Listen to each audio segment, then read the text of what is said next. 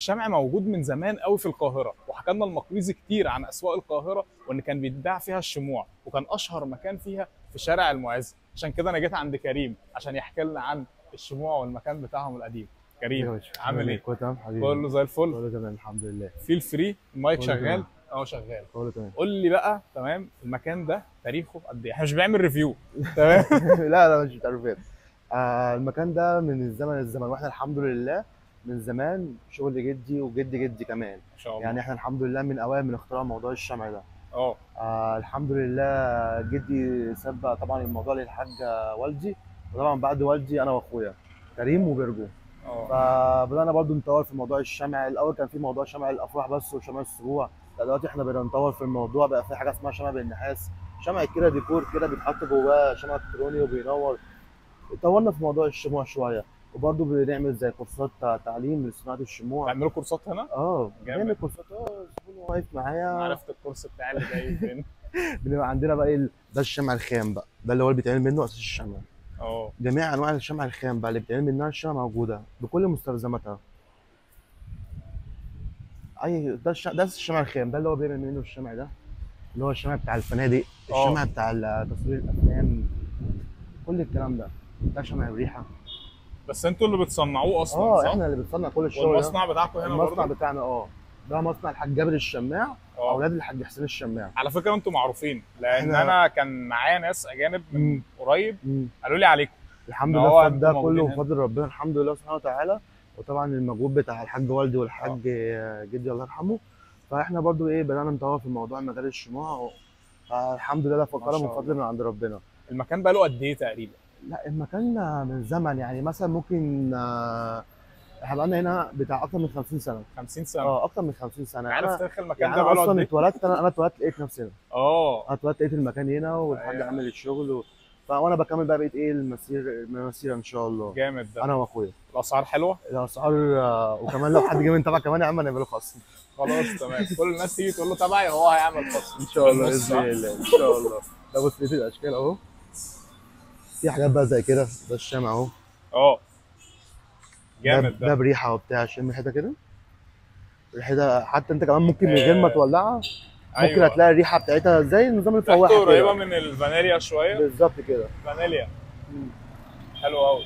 في في بقى حاجات كده. اختراع. اختراع. كل اي حاجه تخص الشمع هتلاقيها موجوده من زمن حلو. من زمن الحمد لله بفضل ربنا، معروفين يعني في مجال الشموع. واحلى حاجه ان المكان ما يتوهش. احنا فين؟ تحت باب زويله.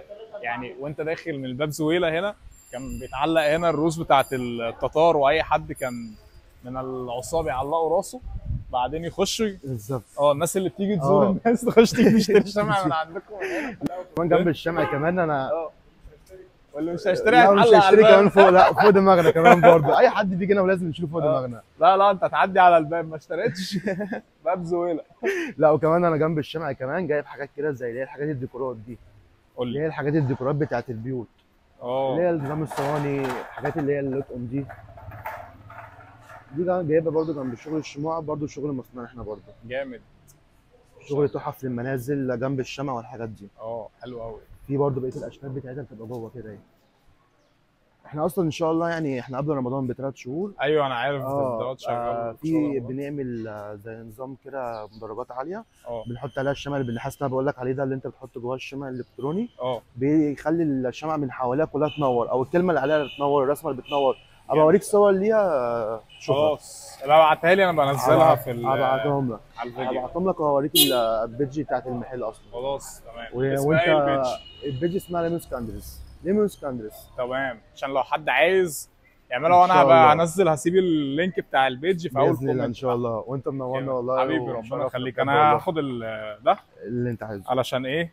اللي انت عايزه. مش عارف اعمل بيه ايه. طب انت لو انا هاخد ده ممكن اعمل بيه ايه؟ انت ده بص، هو الشمع بيبقى اساسه كده اهو. وانت بتسيحه وبتصبه مثلا في قالب زي كده، زي كوبايه زي كده. بيتسيح بميه عادي؟ لا بتسيح من غير ميه، هو بتسيحه حله كده وبتسيح فيه الشمع اقول لك انا على كل حاجه بالظبط كده، وبتسيح بتصب في الكوبايه. بس الموضوع سهل يعني، الموضوع مش صعب. خلاص اختراعي اللي جاي، مشروعي اللي جاي. ان شاء الله.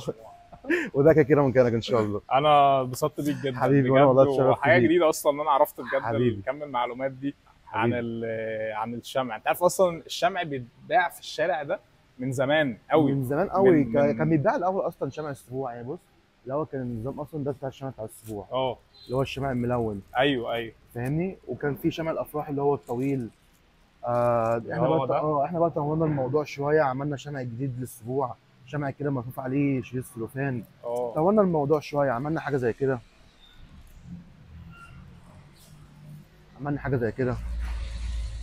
يعني الموضوع جامد. كل مره كل ما بتنزل تطويرات طبعا احنا ايه بنطور الموضوع ايوه عشان برضو الزبون ما يزهقش من الحاجات القديمه. ايوه لازم نشجع صح الزبون اللي هو يشتري. صح. شكرا جدا يا كريم، نورتنا بجد والله، اتبسطت بجد بيك. والله حبيبي حبيبي حبيبي، ربنا شكرا، يخليك. اشوفك على خير. ان شاء الله خد باذن بقى الله. الشمع. ماشي. سلام. سلام.